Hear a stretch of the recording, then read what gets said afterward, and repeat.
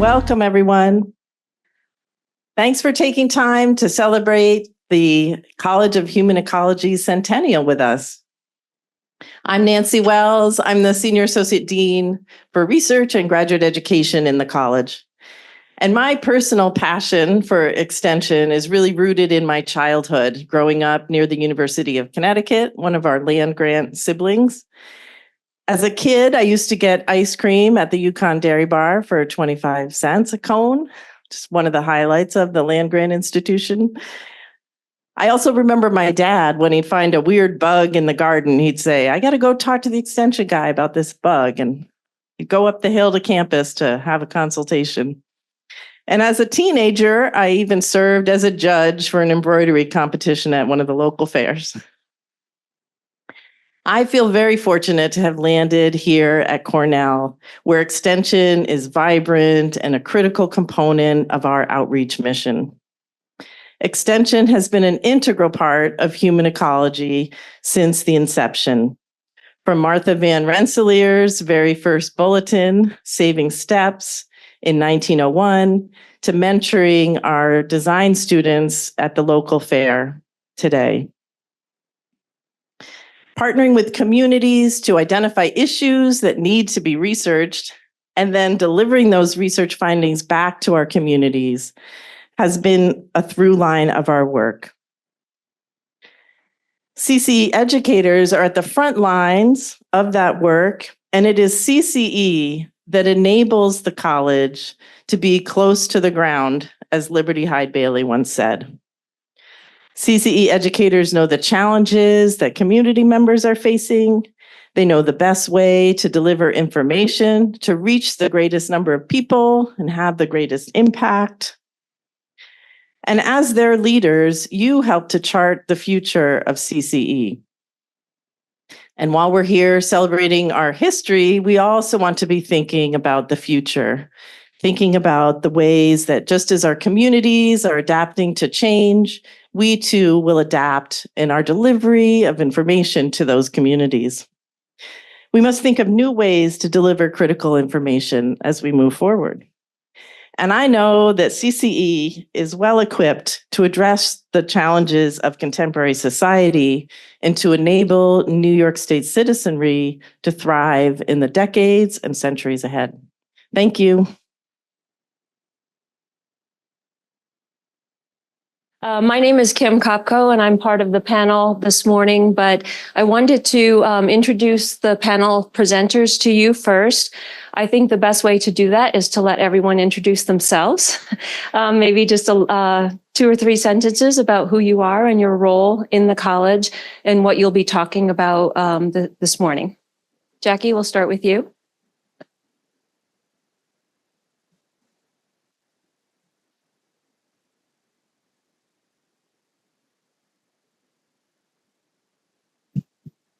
Is it on now?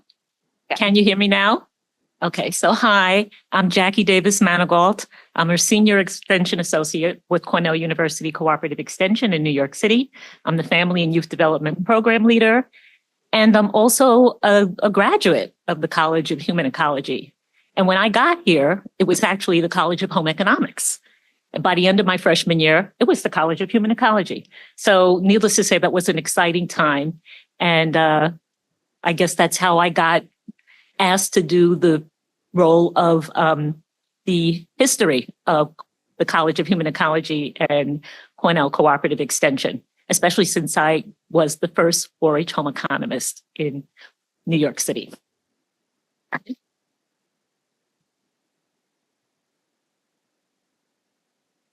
Good morning. I'm Angela Adams-Young. I'm the Nancy Sligo Meinig Associate Professor for Maternal and Child Nutrition in the Division of Nutritional Sciences, and I serve as the Director of FNEP and now the Nutrition Program Leader. So I'm really excited to talk a little bit about the nutrition programs, but since I'm relatively new, I'm always excited about hearing more about what your interest is when it comes to the nutrition programs. And I'm also a graduate from DNS. I graduated with a PhD in 1999 and a master's from DNS in 1994.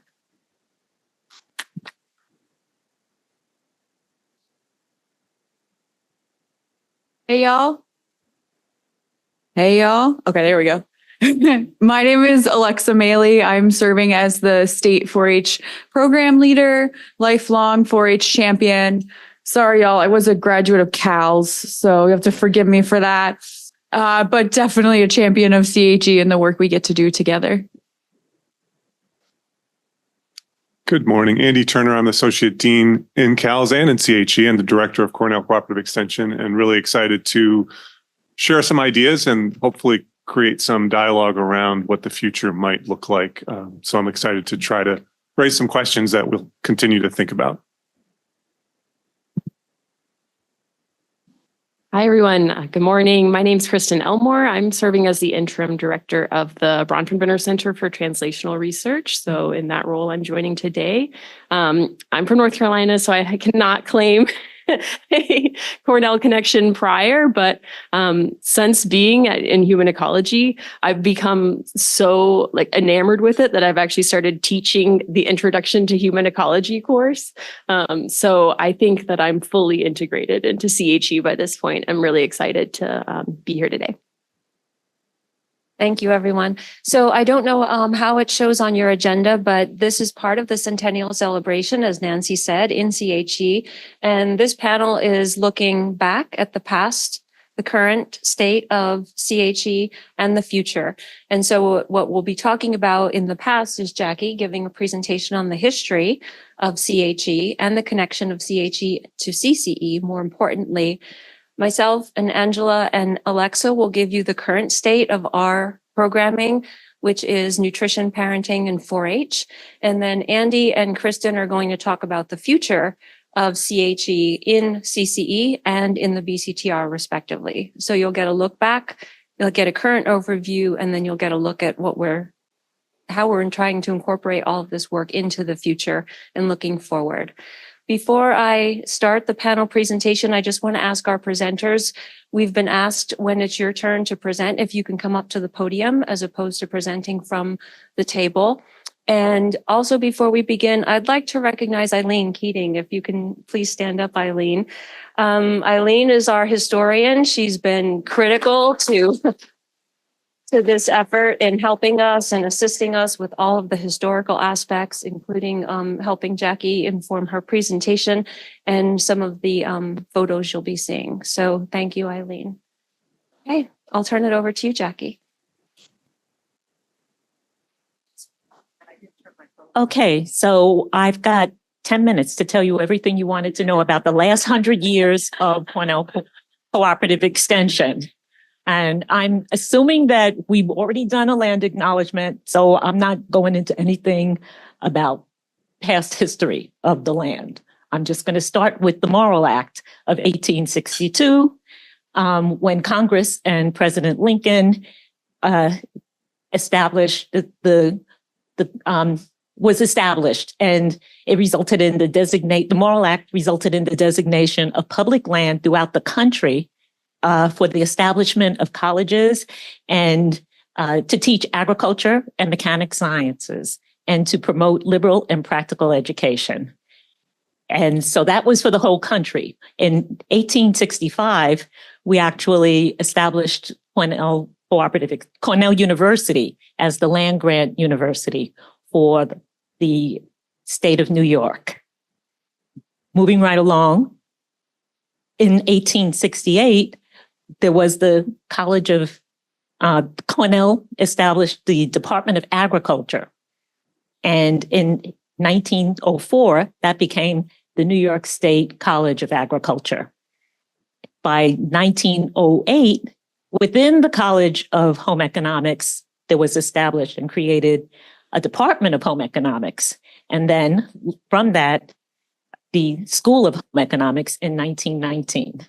And those things were both within the College of the College of Agriculture, which I was like, go figure, who knew? But actually, and what we're celebrating now is that by 1925, the New York State College of Home Economics was actually established.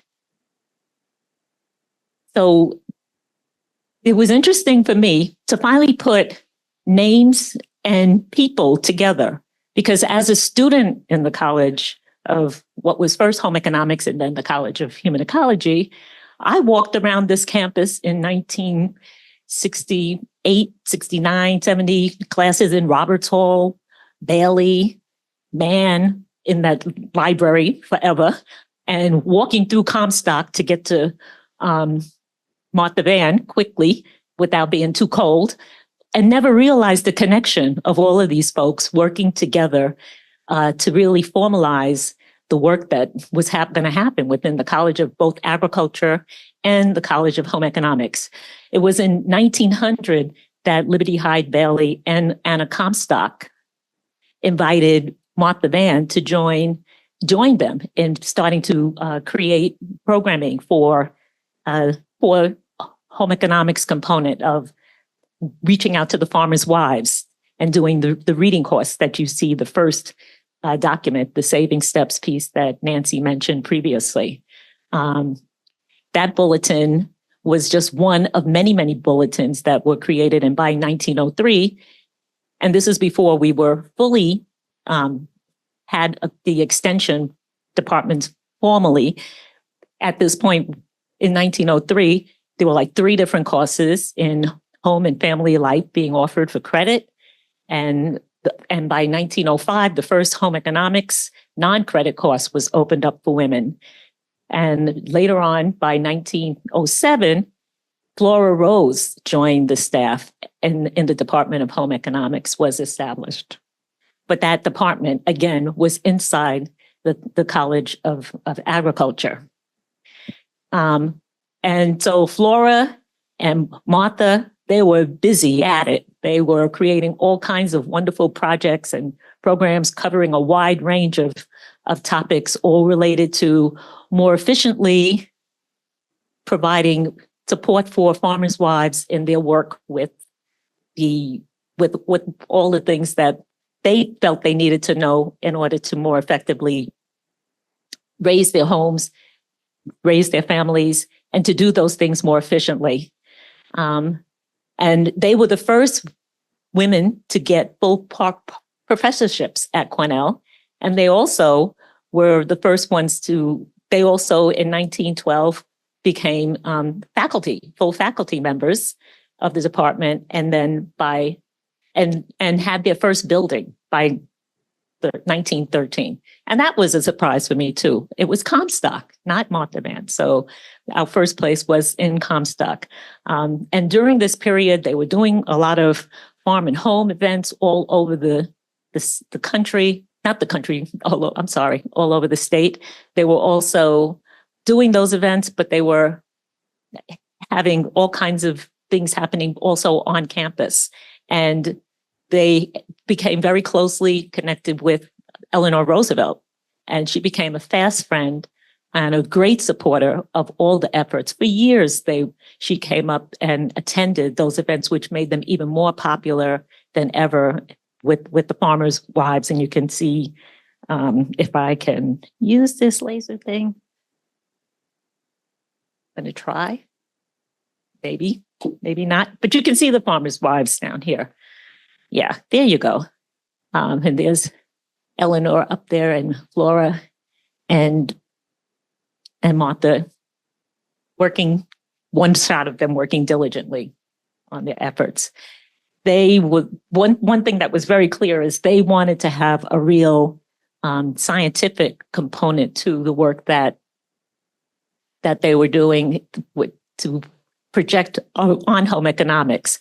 So they were busy trying to ensure that home economics should find its way into the curriculum of every school, because the scientific study of a problem pertaining to food, shelter, or clothing, raising manual labor that might be a drudgery to the plan of intelligent effort that is always self-respecting. Home economics is not one department. And as we now know that to be the case in terms of our human ecology work. And over time, it really grew. But these are examples of some of the early types of projects that they were doing related to child guidance, frozen food. There was, how you freeze food, canning of foods, and kitchen improvements, how to work more efficiently within your kitchen setting. And it was around this time, you see a picture, I included a picture of someone who's working busily in a lab, just probably working out the latest secrets and ways of doing the next frozen foods or canning, activities. And then this is also Fleming Cottrell, who was the first African-American to graduate with her doctorate from the College of Home Economics. And she was studying infant feeding practices as part of her nutrition degree. In 1914, we actually got the Smith-Lever Act, which appropriated funding to really establish the cooperative extension system. And that was when we were told to really focus on agriculture and home economics and subjects related to strengthening people's practical skills and knowledge. And this also included 4-H club work. And as part of those, the first 4-H club that we had in New York City, not in New York City, in New York State, was in Chautauqua County in the late 1800s.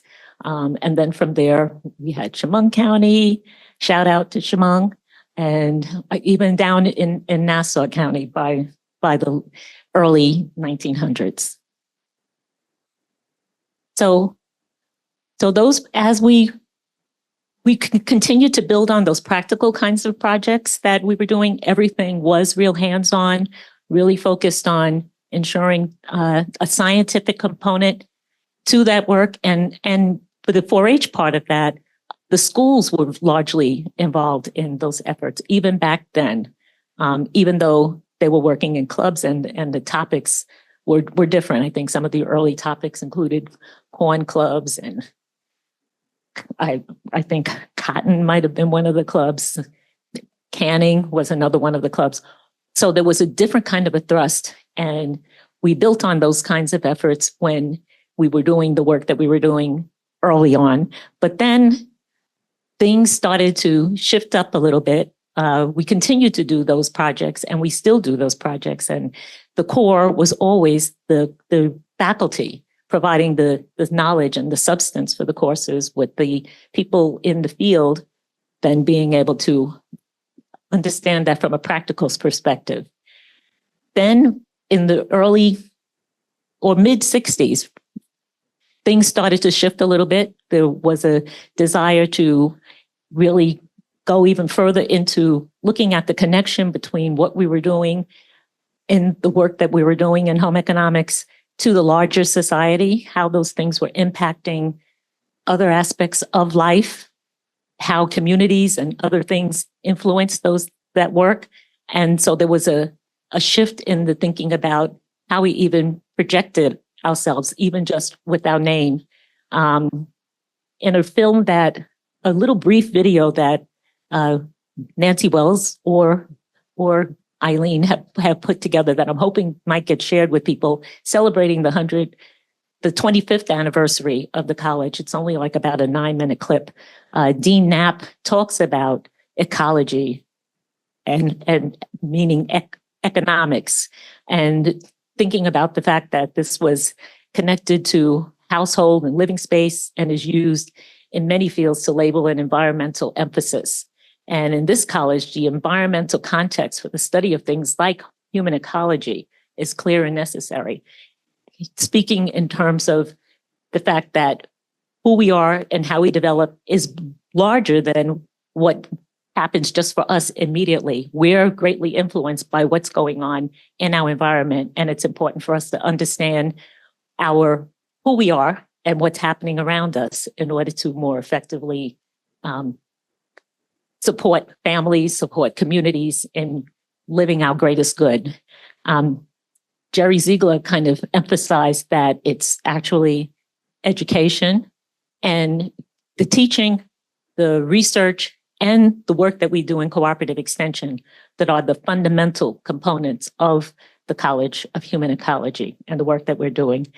Bronfenbrenner, who was supposed to be here in 1968 when I was a freshman, so that he could have taught me my child development course, was actually off developing Head Start in Washington, D.C. So go figure. I mean, I had to take the class not with Bronfenbrenner. So, and that really gets to me sometimes almost to this day, because he was such a fantastic person. But he was an example of the large reaching effects of the kind of work that we were doing here in this school and the interconnectedness of those efforts. So fast forward to around that time, cooperative extension starting up in the New York City area, starting in the late 1940s with Carlton Wright, who came and introduced he was an ag economist in Department of Cows it's okay, Cals. We work collaboratively, right? So, but he came to New York City and introduced our first project, which was all about consumer education and marketing. And there was a huge staff. The picture that you see here, I'm sorry, is of Elaine Rose Ruderman, who was a member of the staff. That's Elaine up on the top. I don't know what I'm not doing. Oh, is it coming? All right, got to work on there's always more to learn. Laser, okay, all right, no laser. That's Elaine up on top. Her, and she was one of our most dynamic consumer educators. She was part of the team with Carlton. Well, Carlton had left by then, but Ruth Klein, Ada Paganda Slosa, and Elaine, who was on WCBS, really helped publicize cooperative extension in New York City during that time. And it also, during that period, Cindy Noble and Jim Spiro played an instrumental role in launching the projects that we were doing in the city. Cindy was down working with Betty Lee Yerka. I know I'm saying names does anybody know these names other than me? Okay, yay. So shout out to those folks. And they helped do like the pilot for the FNEP program, which then started in East Harlem back in the late 60s. And around that time, we also launched our nutrition education. So that launched our nutrition education work. And then shortly after that, here I come with 4-H as the 4-H home economist, but not the first person on staff. There was someone here before me, Don Astwood, who was doing incubation embryology. We were taking the projects that already existed from the 4-H playbook and looking at which ones might have a life in the New York City area. So all of those projects were things that could easily be incorporated into schools. And so the teachers and the schools loved us. I've got a slide coming up that shows you. I just want to point out, I thought I would have this pointer, but that's going to be can't make it work. Okay. That over in the upper corner to the right, you see Stephanie. Stephanie Harris was a Cornell student who came to New York City to work with us for the summer as an intern. And down below, we have one of our other interns who worked with us on one of our parenting education programs. So again, the relationship between the college and what we were doing in the city, they were sending their students down from as far back as the 70s to get that practical experience of what was involved in implementing various projects related to home economics. And these are examples of some of the kinds of projects that we were doing back then, including the incubation embryology project, which you can see one of the science teachers is showing one of the students the different stages of the chicks at various stages, which this was a very popular program until the kids started asking, so what happens to the chicks afterwards? And so then it got a little funny. But we did this project for a long time. And in fact, as recently as within the last year, I had someone contact me because they wanted to do this project. And I had to refer them to our colleagues in Nassau County, Vicki Fleming and others, not Nassau, Suffolk County, were able to help them out. But here we are we had ice cream makers in the city. That's me and one of my first nutrition assistants. Down there, we used to do a project called Mulligan Stew. Now, this is a test. Anybody who knows, has anybody ever heard of Mulligan Stew? And they said, oh, get out of here. Wow. So I was Miss Mulligan Stew in New York City. As Cindy came down, I was like, I don't know what I'm going to do. There's a million kids here. What am I possibly going to do? She says, well, Jackie, just do something, so in her Cindy Noble kind of way. And so at that time, USDA had just put out the Mulligan Stew program, which had like 6 videos, not videos, they were films back then. And and a record and a comic book. And so I became Miss Mulligan Stew all over the city, working a lot through community school districts, but also in community-based agencies. And we would lend out the films, and we would also lend out ice cream makers and peanut grinders because we wanted kids to have a chance to see how the foods were actually produced. So here we are with the group of kids. We also had an Operation Explore where we took kids to farms and to a marine environment, et cetera, including Bethpage Farm was one of the places that we would go. And we did tie-dyeing. We didn't have sewing machines in our program, so we did a lot of sewing projects that did not involve the use of a machine. And you'll see a sample at the end of a book that I created with Jean McLean and Gret Atkin called Clothing Connections, which I still have copies of, and I'm going to send them to Eileen Keating to put in the archives. Gardening was big, the textiles, the entrepreneurship, and marine education. So all of those. And on top of that, we had a horse program, just want you to know, which I didn't have room to put on here, but I actually have a picture of me on a horse. And but there was no room for it. Stanley the Talking Bike. Does anybody ever else? Okay, but this is great. So people know these projects. So we were looking for anything that was like catchy, hands-on, that could be done within a small time frame, but make a big impact. So we did those things working primarily through schools and community-based agencies for most of the 70s and early 80s. And then it was suggested that we needed to start forming our own 4-H clubs so that we would get more visibility. And so we started forming 4-H clubs through working through the agencies also. And we brought our first delegation up to campus in 1983.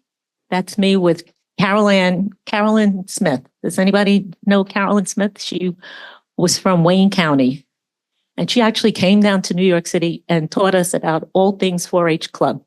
And so here we are with the delegation from Staten Island as well as Brooklyn with some of our site leaders.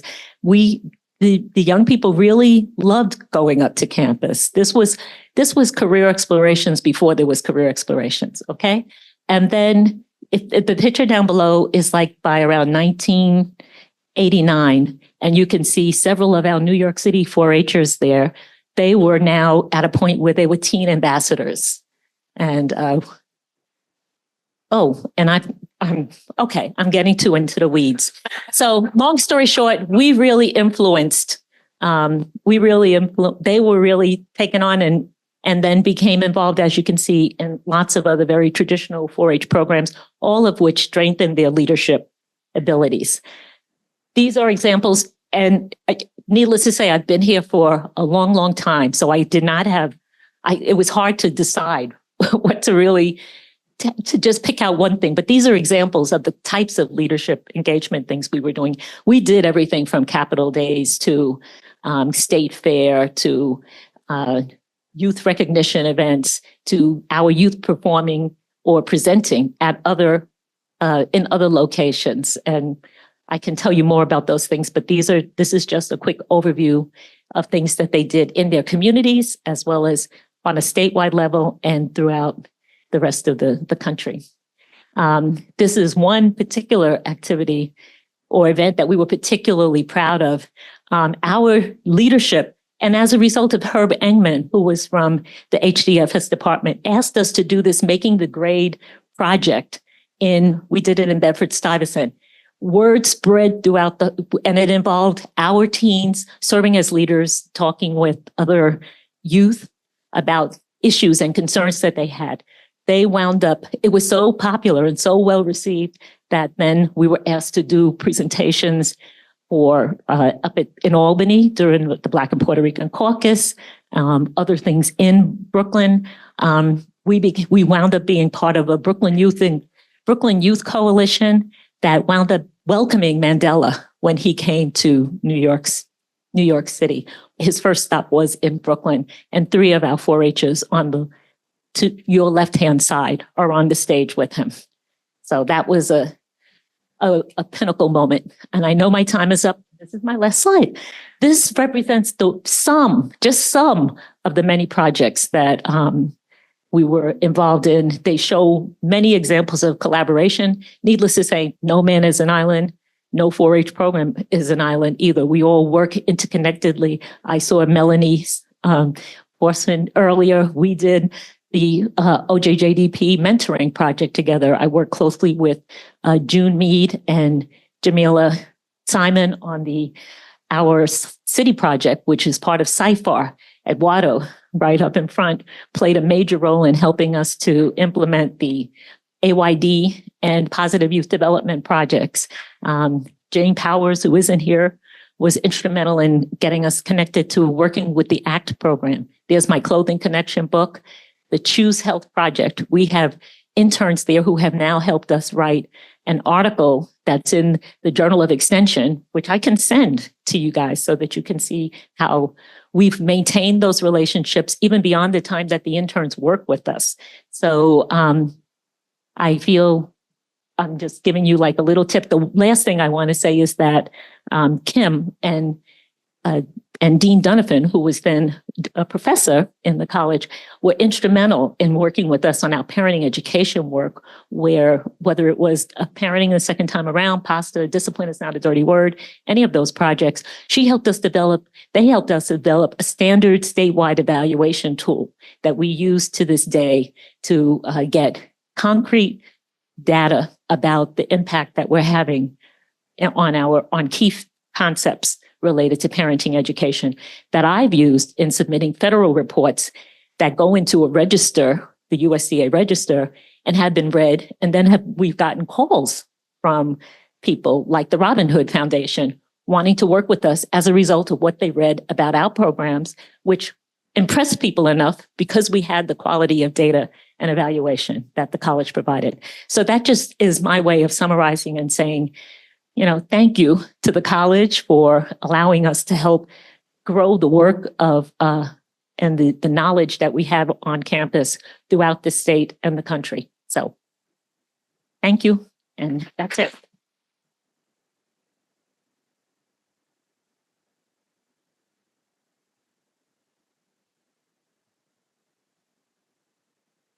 Thank you, Jackie, for that, getting us off to a great start with an overview. I think only from here we'll be able to connect more dots for folks. So I'm going to start off with the current state of affairs of the work that we're doing in CHE, in the College of Human Ecology, around nutrition, parenting, and 4-H, respectively. Sarah is our timekeeper, so she's going to try to keep us each to 10 minutes to share with you what we're currently doing. And then we'll move into the future of how CHE and the work that we're doing fits in with and BCTR, respectively. So Angela, I'll turn it over to you if you don't. Going up to the. Thanks so much. Good morning again. I'm Angela Odoms-Young. Sorry for the busy slide, but it recognizes everybody. We're actually both in CHE and in CALS, which is, I guess, not as unique now. There's many divisions or departments that are in more than one college. But I'm going to talk a little bit about the work that we're doing, but even more importantly, I'm going to talk about, mention about the Division of Nutritional Sciences, because I think part of the thinking about extension is our link through the Food and Nutrition Education Communities program. But actually, there's a lot that happens in the Division of Nutritional Sciences that I'm hoping that we can leverage more to think about the relationship between campus and extension. But how many people know Jamie Dolahite? Did you all know Jamie Dolahite? And then also Joan Paddock. Yeah, so when I was a graduate student, I think I came maybe 2 years after Jamie, which almost seems crazy because when I think about the position and when I think about FNEC, I think about Jamie. And so part of the vision that we hope to bring forward is to think about what's happening new in nutrition, but also keep a lot of that core things that used to happen in DNS. Did anybody know Carol Bazzoni or Carol Devine? So Carol Bazzoni was my advisor and Betty Lee Yerka was on my committee. So part of what happened in DNS, so many people had extension appointments at that time. And that's shifted a little bit, but really, as Jackie mentioned, in 1969, when FNEP started, that was really in what's now DNS, but that was really in the division. FNEC actually did not exist until much later. So I'm going to just do a brief introduction to keep on time. Most of you know about the Farmers Market Nutrition Program and especially about FNEP. So FNEC was really conceptualized by Jamie. It was both Jamie's outreach of what became what FNEP was implemented through, but it was also her research lab. A lot of the research she did was around nutrition education. And of course, Jamie was a national expert in nutrition education. She was the first person to write a paper about the return on investment of FNEP. So with every dollar spent that we would have $10 savings in FNEP.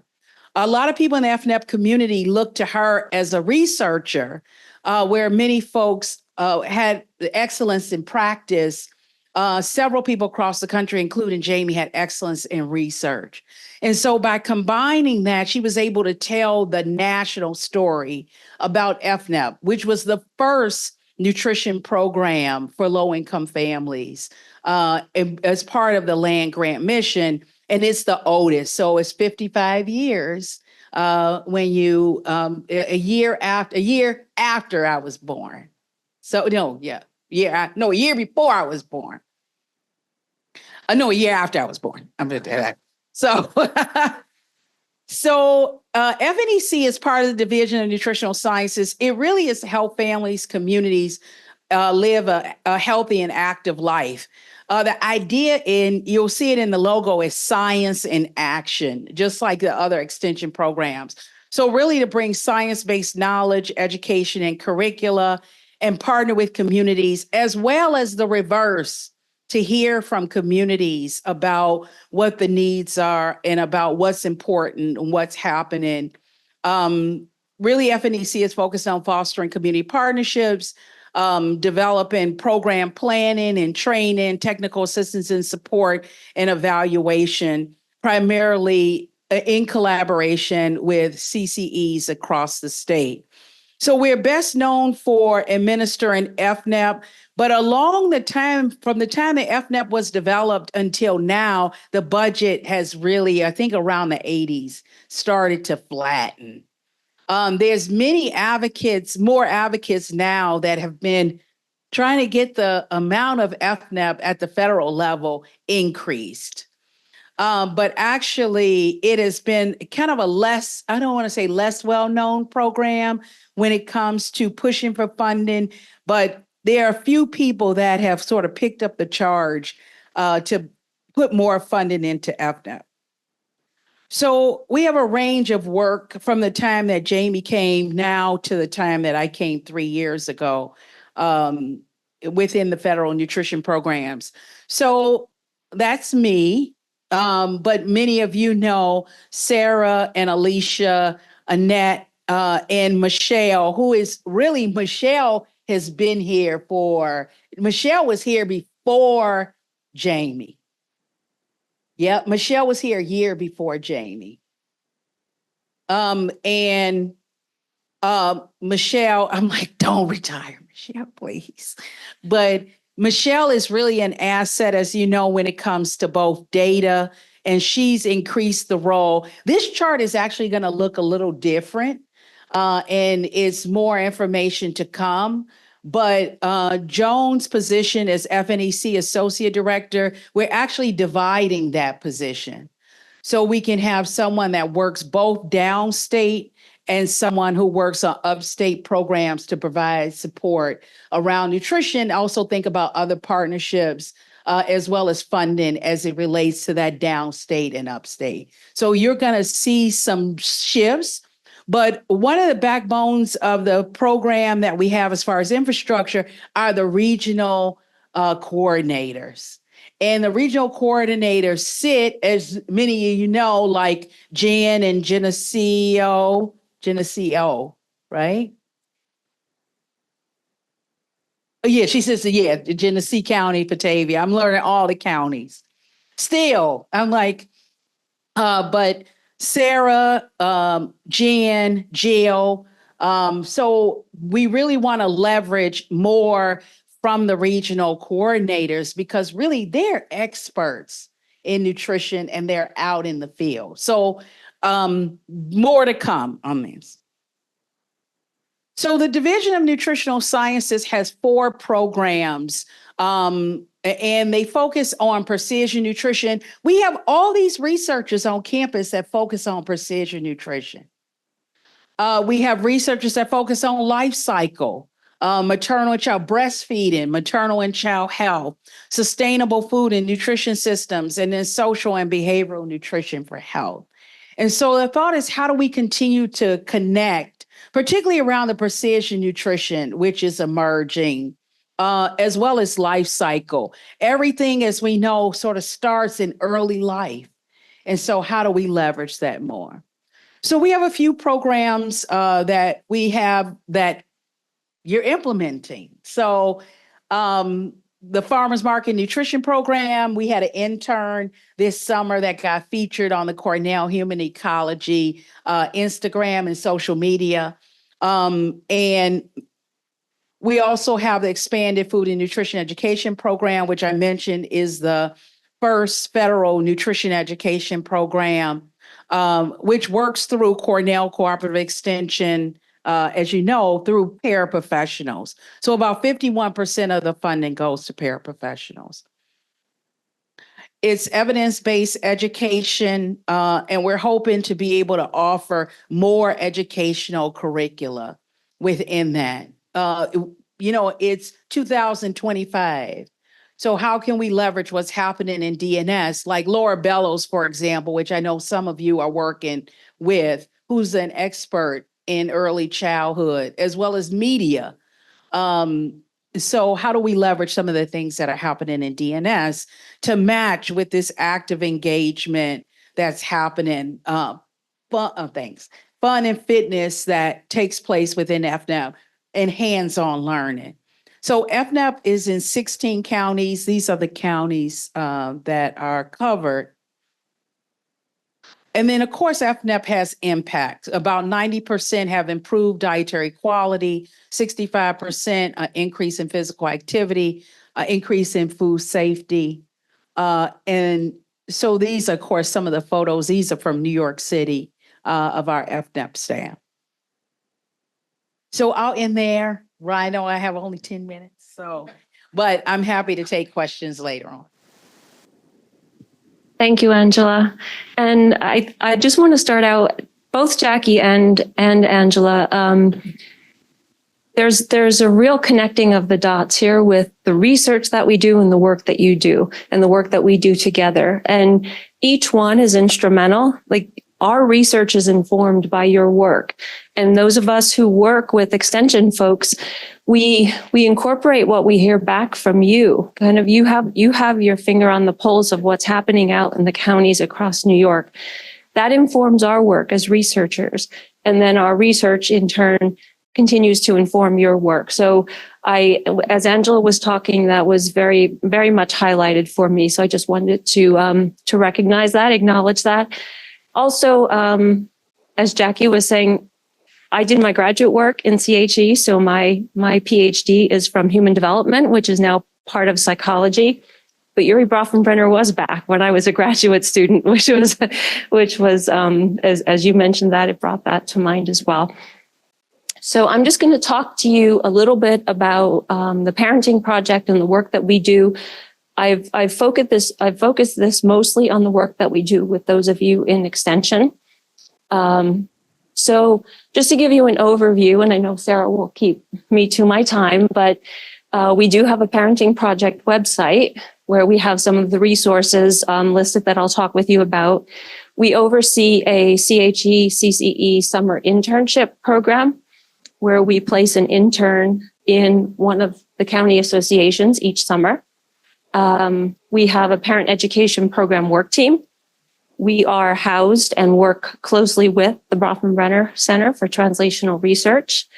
We have the Cornell Cooperative Extension Parent Education Statewide Data Collection System that Jackie referenced. This is where we evaluate all of the parent programs across the state every year.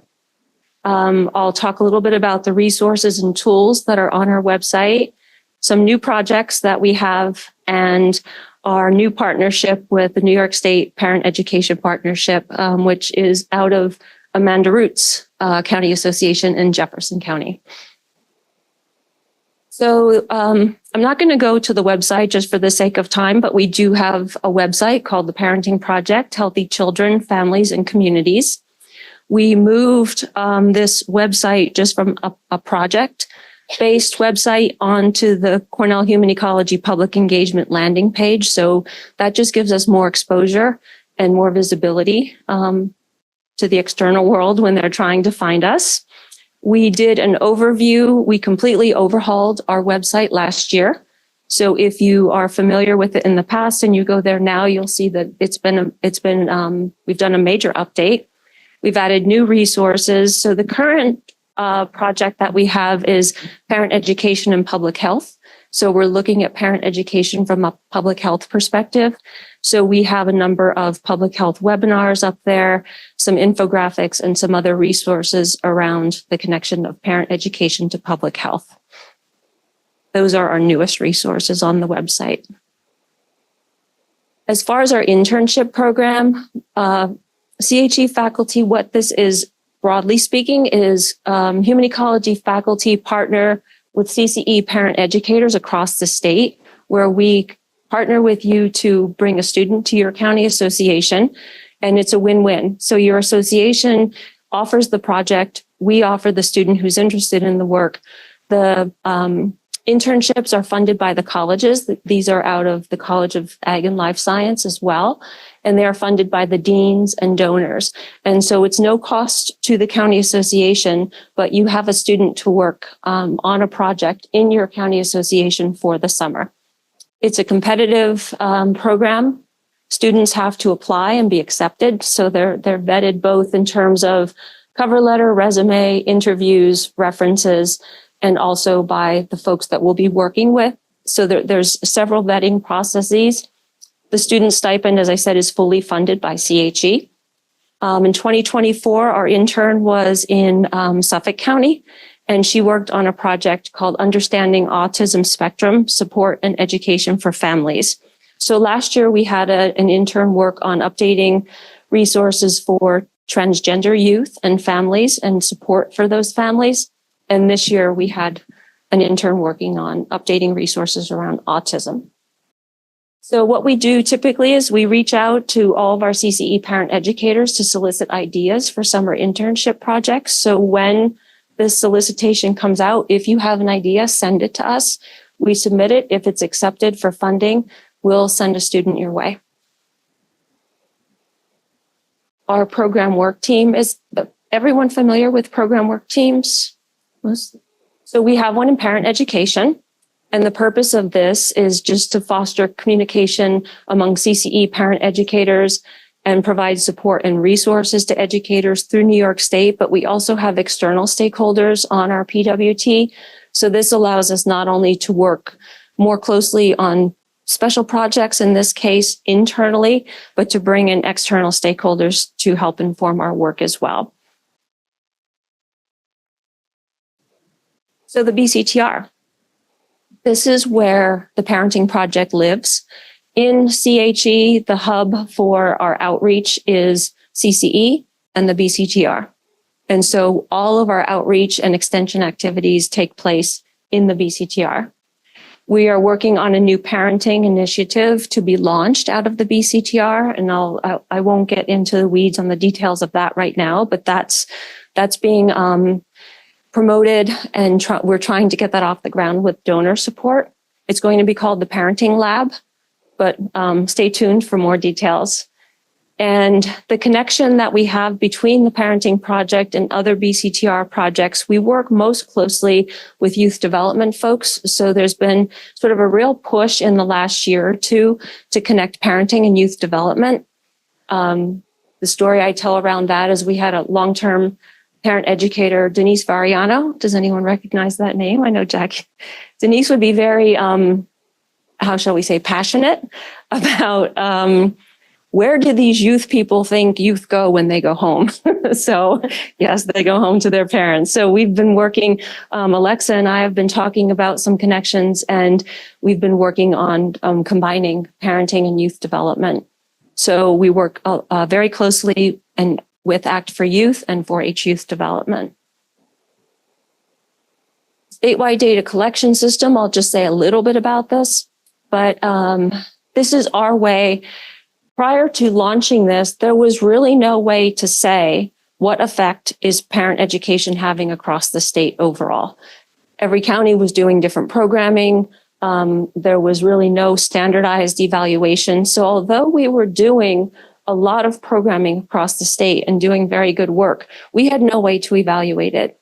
So when this was launched, and there's a whole story and probably 2 or 3 years behind how we came to have the pre and post. Jackie was on our program work team and informed this quite a bit.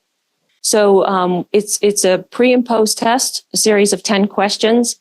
These evaluations apply if you're doing at least 6 hours of content delivery or more. We have a web-based data entry system. So the educators will collect the pre and post. They'll enter the data. That comes to Julia Chapman, who was mentioned on previous slide, who's the assistant on the parenting project. And then Julia analyzes the data statistically and issues statewide program and county reports. And that's what Jackie had referenced in terms of the actual data. Then we know that we're making a difference. Out of the 10 questions over the last few years, 9 and 10 questions have been significantly positive. So now we know what difference we're making and on which measures. And I'm being told I'm almost out of time, so I'm going to jump through these a little quickly. We do have resources and tools on our parenting project website as well. Some of our assessment tools are community assessment, the statewide data collection tool. We have professional pages. These are for those of you who work with parents, and parent pages, research briefs, webinars, a number of resources. I'm going to skip over this. The new parent education projects that we have, the funding, the current funding, one of them is community partnerships to advance parenting education. We're working here with 2 or 3 communities across the state. One is now Oneida County with the library project, where the libraries have invited parent education into the libraries. That's, and we're working with 1 or 2 other counties in that. The research project that I have related to parenting is parental approaches to play, creativity or school readiness. This is with Professor Marianella Casasola, and this looks at parental beliefs about play. So how do parents view play? And then that informs how many hours their children play, what types of toys they play with, what toys are in the house.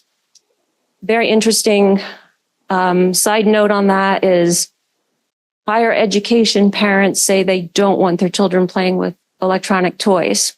When we bring the parent and the child into the lab, parents pick electronic toys. And then when we ask them why, it's one of the toys they pick. I should clarify. When we ask them why, well, they learn their numbers, their letters, and reading. That's school readiness. That's not play.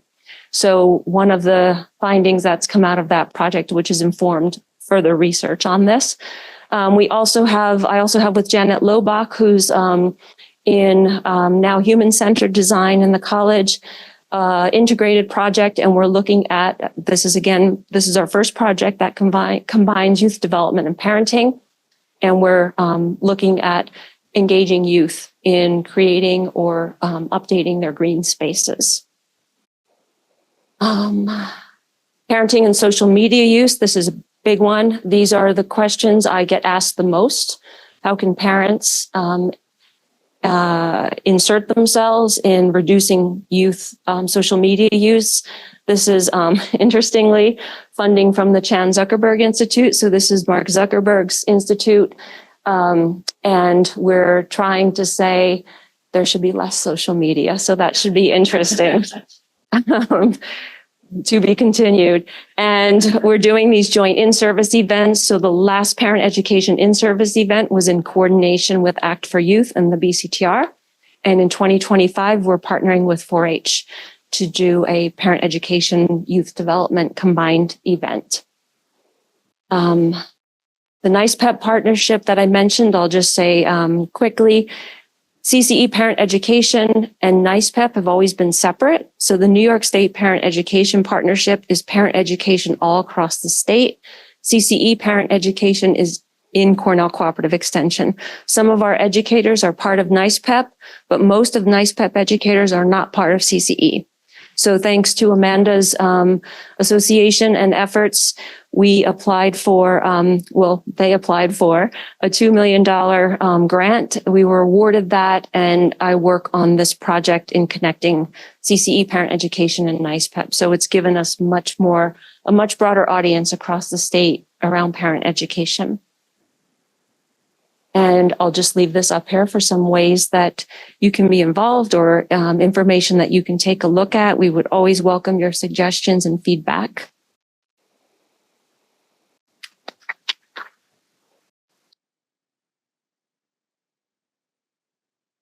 All right, y'all. You've all been thinking really hard, so I'm going to ask you to think really hard again because we get the pleasure of talking about kids for a little while. So I'm going to invite you to think about a young person in your life that you're really proud of or that is really special to you. And what is it that really lights you up about what they're learning or how they're growing? Take a minute to pause and think about that. And if you'd like, you can share with your neighbor what's so exciting about how that young person's growing.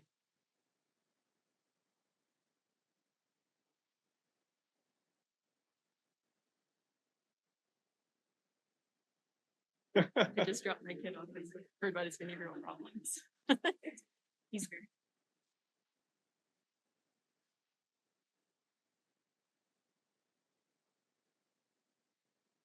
All right. Thank you. Now keep a hold of all that energy and excitement.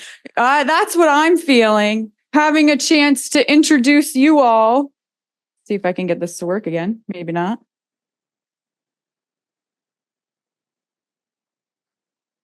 Yep. There we go. To some of the wonderful 4-Hers and 4-H professionals that I'm really excited to know and really proud of. So I hope that you enjoy this opportunity to visit with us in 4-H, and I hope you get the chance to consider yourself part of our 4-H community and part of our family as we move forward, if you don't already consider yourself that. Right? So in 4-H, our mission and our vision, we think about how youth and adults can work together so that we can each thrive and our communities can thrive and grow together. And so I might have mentioned this a little bit earlier, but the fractal that we think about in 4-H is how we realize this vision through positive youth development. And if you're interested in learning about how starlings are related to fractals, we can talk about that later. There's some really fun connections there. So we understand positive youth development as an approach or philosophy that really guides how we design and deliver all of our programs so that youth can develop to their full potential. And so our PYD practices recognize that young people of diverse backgrounds and identities all need to have access to these high quality opportunities. It's not at-risk youth, it's all youth need to be connected together in these learning experiences. And the 4-H thriving model is the research base, the core theory of change that we use to guide our work. In the 4-H thriving model, we talk about having high quality youth development programs. That's the foundation of the work that we do. Creating that developmental context makes it most likely for youth to thrive. This is Kira Lee, who's a 4-H member. And now from New York City, yeah. And now a contributor to our 4-H community in many different ways, including with the foundation and volunteering with Cooperative with Career Explorations. You might have seen her there last year if you were there. So the developmental context says that there are 4 key strategies that we can use to make it most likely for youth to thrive. So just like you think about how to set the stage in the soil for a seed to grow, we think about how we're creating those environments, that ecology of growth for our 4-Hers.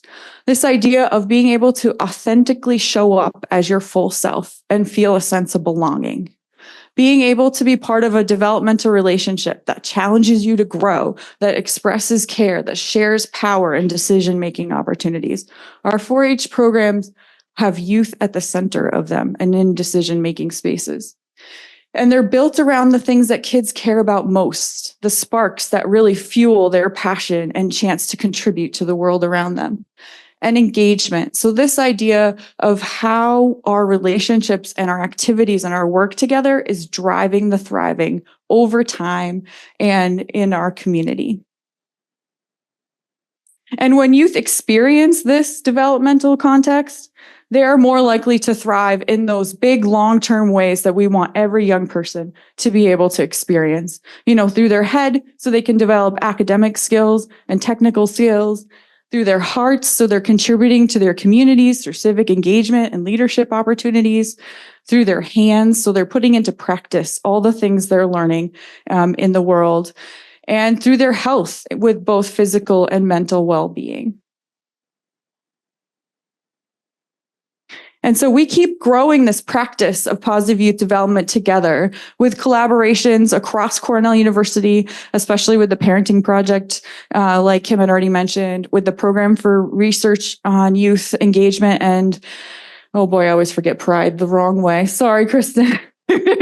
Youth Development and Engagement, and Act for Youth and other partners like that. So we can keep growing our theory of change as the world changes around us. And so what does this fractal look like in real life, right? I hope it looks like this. This is a group of our focus assistants who are part of Career Explorations a couple of years ago.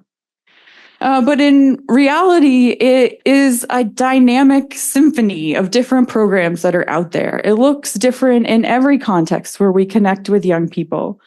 And that's the way 4-H has been from the very beginning. You've heard a little bit about Liberty Hyde Bailey. One of my favorite stories of the roots of 4-H is in the Nature Study program. That was the original distance learning program for youth development, where they sent letters to teachers all over the state, New York City, upstate, and engaged youth in doing the simple thing of looking in their backyard and learning from all the nature around them and recognizing the connection that we have. And so we're still learning from those models. The official definition of 4-H youth development is the youth development program of cooperative extension. So every youth who is involved in 4-H in any way is considered a member, and every youth that's involved in cooperative extension work largely is considered part of 4-H. So we think about how we can collaborate and support everyone who's connected with youth through nutrition, agriculture, natural resources, all of the extension programming that's out there, looking to connect with the youth leaders in our communities. And so that means I go a little too fast. We are everywhere that kids are, right? Clubs, schools, camps, and online, because yes, devices, right? Let's think about how those can also be superpowers for youth to be able to learn how to use technology in life-giving ways and put it down sometimes too. And so there are 4-H programs in everything a kid is interested in and everything that we're interested in. And we tend to group those into 4 major categories. We sometimes call them pillar areas. So agriculture and food systems, STEM, civic engagement, and healthy living. So there's way too many exciting programs out there for me to tell you all about them, but I did want to mention a few just to give you an idea of what they're like and to spark your curiosity.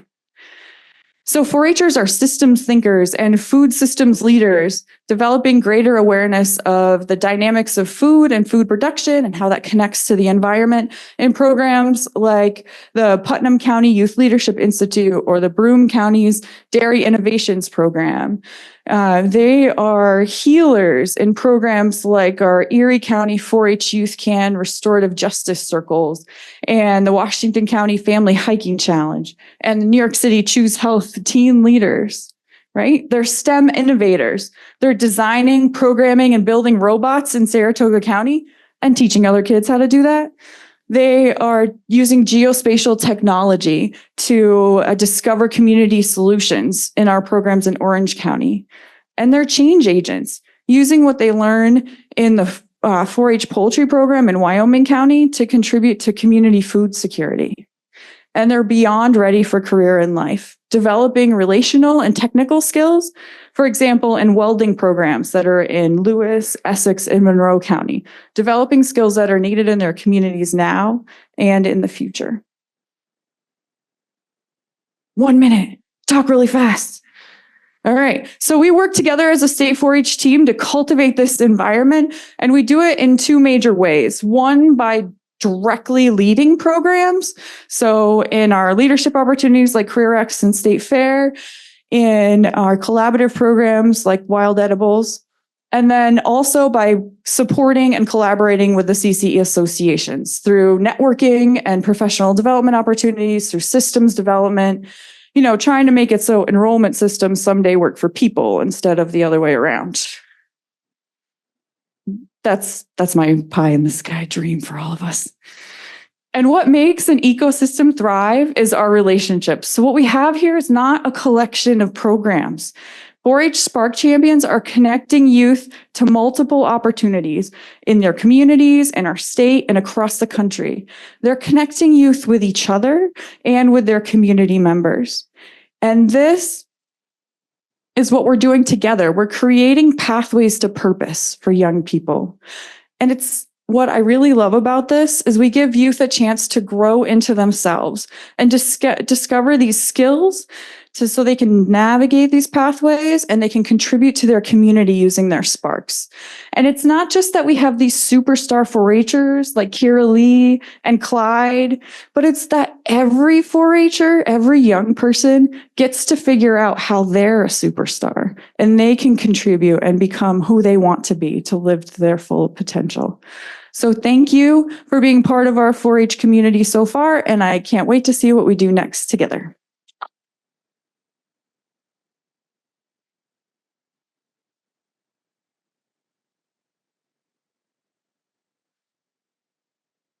Thank you, Alexa. So Andy, you have the task of helping us understand how all of this work fits into CCE and your vision for it now and for the future. Ouch. Ouch. Let me just start. So while we're transitioning, I do just want to take the opportunity so I started my extension career in 1989 in Rockland County. Some of you may know that. And right from the beginning, within the first 2 months, I met this incredible person named Jackie Davis Manigault. And here we are a little while later in the future. And I just wanted to acknowledge how much Jackie has meant to me in my extension career and how great it's been to work with you and how much I appreciate you, Jackie.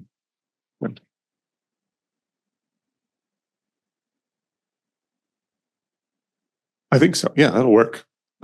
So I have a few ideas, but I mainly just want to ask a few questions and maybe spark some seeds for us to think about together because we need to think about the future together. And I think back to the future might also apply here because we've figured out a lot of this stuff already in the past, and sometimes we forget it, and then we need to recreate it. And we're always being recreated because we have new people all the time, which is incredibly exciting. And I also just want to really quickly say a shout out to all the executive directors here who have been deep diving here for 3 days and are still really engaged and energized. So just appreciate you all for staying with us this whole time. So a couple of thoughts. Oops. Okay. This is very simple, but I think it's just a reminder to us that we have two incredible assets that we are always trying to figure out how to make the most of those relationships and work together. So we have Cornell University, the College of Human Ecology, obviously, and the incredible resources and all the things that are happening and the new research that's coming out all the time and applies to so many of our challenges. I'll talk a little bit more about why I think human ecology has such an opportunity to really embrace the extension system, because I think there's some powerful opportunities there. And then, of course, we have the boots on the ground, and that's all of these amazing people here. So we have the greatest, I believe, land-grant university in the world. We also have the most powerful extension on the ground system in the country, and maybe probably the world too. So we got it. We have what we need. And how do we bring that into the future? And how do we adapt and evolve and maintain the relationships and connections we need to really take advantage of those opportunities? That, I think, is one of the biggest questions we have to think about. So I think that for me, it's worth spending the time to figure that out, to really maximize the potential. And I think it's our responsibility, both in the extension and at the college, to do that, because we can see the results. Some of the programs that have already been mentioned here and how 4-H is growing and expanding and learning because of those connections more deeply with the Bronfenbrenner Center, and also our nutrition program, so connected to the university. The impact is greater when we really make the effort to connect and work together. And I do think we have specific challenges that the land-grant system has been a part of in the past and can be more intentional about moving forward as we look at what's happening across our country and really looking to reinforce our democratic systems. And another one that I think is really an opportunity and potential for us is helping everyone to see, whether they live in a rural or in an urban area, how their futures are connected and they need each other to survive and thrive. So I would just point out, these are two that I think we have a history and success in, but I think we can embrace them more intentionally and think more about together what that means and what that looks like moving forward. So I think there are some things already happening in extension that I'm really excited about. And some of you are familiar with some of this already. But in that context, I think there are two things that I thought about when I was thinking about the future that relate to this. And that is, we live in interesting times, obviously, and we have both more knowledge that potentially can help us live better lives, healthier lives, more fulfilling lives. And a lot of that is coming from our research and from places like the College of Human Ecology. At the same time, we have some perhaps overarching challenges facing us that are also unique and incredibly challenging, like climate change, just one example. So to be working in extension at a time when we both have more knowledge, more evidence-based knowledge that can help us achieve healthier, better, more balanced lives, and also looking at incredible challenges facing humanity across the globe, that makes our jobs really interesting. And we need both parts of the system to address those challenges. I think we need more investment in the research side. We also need more investment in the extension side to get it all out there to people. So one thing I'm not going to spend a lot of time on this, but if you haven't heard of the National Urban Research and Extension Center, this is an emerging innovation and extension that Cornell University Cooperative Extension has been engaged with and will continue to be engaged with. But really looking at a new way to bring extension to urban areas. And this is not excluding rural, but I think it is important as we look to the future to be aware that the population is incredibly different than it was when extension started, where now it's, I think, 80% of us live in urban spaces. So this is an effort to think about how could that work? How can we create and co-create projects with communities and researchers working together at the same time from the beginning of the project all the way through to the end? Co-creation. And I think our New York City Cooperative Extension under Jen Tiffany's leadership is doing a lot of this now. And I think a lot of the rest of the country is actually looking at what we've already done in New York State. But this is a kind of thing I think we should be thinking about. It's more of a partnership approach from the very beginning of the project, bringing the researchers and the community members together. And the extension folks are those facilitators that make that happen.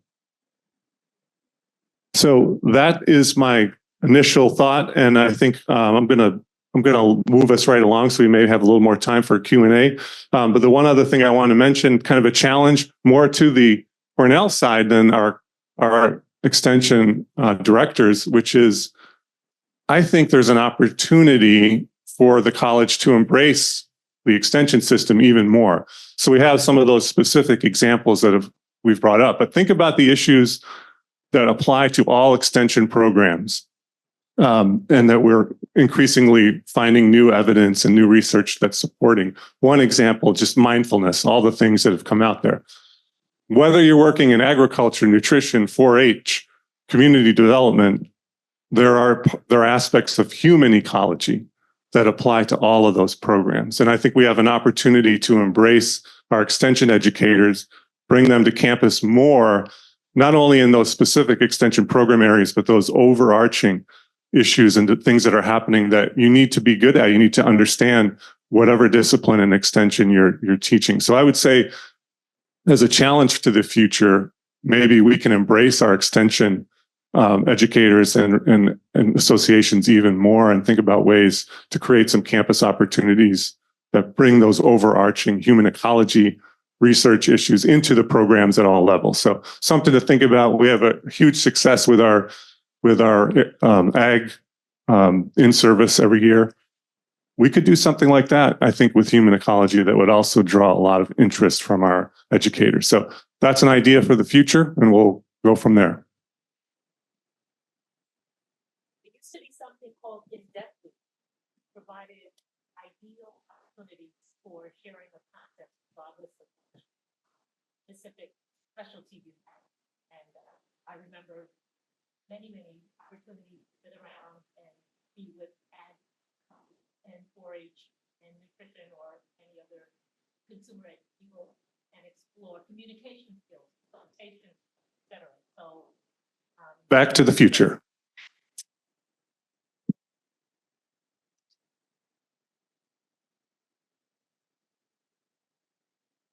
Thank you, Andy. Kristen, we'll wrap it up with you.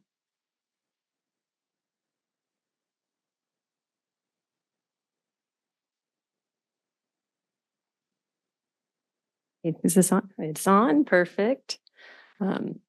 So there's something a little funny about being the one to wrap this up, but I'm really excited to talk about these ideas, and I'm struck by something you said, Andy, that listening to all these folks discuss what's happening already, I was tasked with thinking about the future. And in some ways, there's no new ideas under the sun. I think that so many things are ideas that have happened in the past that we can revisit. But I'm excited to talk from the perspective of the Bronfenbrenner Center for Translational Research. I should acknowledge, I got the fun task of imagining a vision for the future. Jackie had a whole homework assignment going to the archives, finding every detail with Eileen's help. So I feel like I'm in a privileged position here at the end of the panel. So if there are any folks who don't know about the Bronfenbrenner Center, we focus on translational research. Within our center are a collection of programs and projects, all of which try to locate themselves at the center of connections between practice, policy, and research. And that includes parenting initiatives and New York State 4-H and the program that I'm most connected to, PRIDE, the Program for Research on Youth Development and Engagement, PRIDE with a Y. But something that I think sets our center apart from perhaps a translational research center at a school of medicine is a real focus on truly bidirectional transfers of knowledge. So researchers connecting meaningfully with communities so that we're asking and answering questions that matter in people's lives. And in that way, I think there's almost total overlap with the goals of cooperative extension. At the same time, I think that there are still opportunities for making that connection more robust. As I was thinking about this presentation, I happened to have a friend visiting my partner and I. He's a graduate of Cornell and actually a chair of a psychology department, not at Cornell, elsewhere. But as I was saying, actually at work, I'm working on this presentation about the connection between the college and cooperative extension. He asked me, "Don't you wish there was a cooperative extension for social science?" And obviously my first reaction was, well, there is. It's the very same network. But I also want to take this question seriously, that there is still a perception among many faculty members. This is a person doing research at the intersection of equity and sustainability. So someone who's really doing work that he wants to move out into practice, but doesn't see a cooperative extension network that includes his work. So this idea that CCE is really focused on agriculture, I think is something we can still like a difficulty to traverse with faculty members. So I allowed myself the fun of thinking, what are some principles that I think could guide a more robust connection to CCE? Again, from my role as a translational researcher. So from the BCTR, which I think of as a real hub for researchers that know they want to move their research into practice and learn from communities about how to ask better questions. What could guide a more robust connection to cooperative extension moving forward? And perhaps because we sit in this center named for Yuri Bronfenbrenner, who's already gotten a lot of really well-deserved shout outs, the first thing that came to mind for me is that we could be grounding our work more deeply in ecological systems. So I've put Bronfenbrenner's ecological systems map up here. Props to Jackie, who I saw had it on a slide as well. Don't worry, I'm not going to go through explaining every level of this. I know many folks are familiar with this. And if you're not, it's a complicated way of saying something we do all know, which is that people live in context. They live in communities. Kids grow up in families. They go to schools. All of these different social contexts are connected to one another. I see cooperative extension as a really exciting and maybe underutilized way to think about what would programming and intervention look like across multi-levels of these systems. So how can we better connect interventions with youth, with parents, in nutrition spaces, with folks that focus more on community development? And I think that there's a space here for folks that are colleagues of mine at the Bronfenbrenner Center to think about engaging with research more at the level of community and embracing some of the geographic expertise that folks in cooperative extension have. If I were going to design a system to translate social science, you would build cooperative extension, putting research expertise in every county in the state. So I think that there's a lot of kind of untapped potential still. Another principle that I think could guide connections between my center, our college, and cooperative extension moving forward is to more deeply embed our work in the educational mission of human ecology. Some of this is absolutely already happening. I know many of you were at the celebration event for the CCE interns. I helped mentor an intern this summer. I would point to the Program for Research on Youth Development and Engagement, PRIDE. We have students that we see as really integral to connecting research happening, program ideas to 4-H across the state. Having that motivation and kind of expertise of students who are more able to connect with youth than I am at this point, I think can be really helpful. But at the same time, I see a chance to better integrate expertise from you all and your educators into our classrooms, and maybe some chance to do the opposite as well. How can we make kind of professional development, educational opportunities more accessible to CCE staff? We have all gone to Zoom school at this point. So what could we do with technology and our kind of comfort with it now to make more connections between current students and kind of young professionals in cooperative extension? And something that I think is underthought of, at least in my own program, is how are we preparing our students for professional careers that connect to extension? Are there fellowships or ways that we could, make sure that the education our young people are getting actually has a return in our cooperative extension system? And then the third principle that came to mind is that we could do more to leverage the research skills of translational researchers in our center to help tell the story of cooperative extension. I think there's some really impressive examples of this already. I'd point to the parenting initiative with how much support they provide in tracking data and evaluating programs. But if we're thinking one level up, a kind of impact across areas and across projects, what would it look like to use skills that researchers at Cornell in human ecology have to think about what's the theory of change in CCE? How can we measure impact? What is the story that we could tell about impact across these different areas of expertise? I think that this could be a really exciting space to move into, although acknowledging it's easier to say these things than to do them.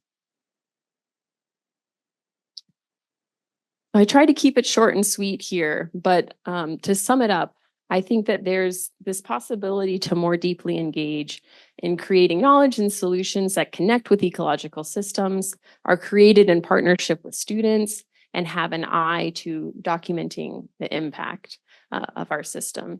I think there's so much potential to see cooperative extension as this space for researchers to connect with communities. And CHE, we're all about families, nutrition, healthy kids. That's such an easy area to find common ground with other folks. So I think that we just have all the potential in the world to do new innovative projects here. So with that, thank you for your attention and thank you all for the work you do.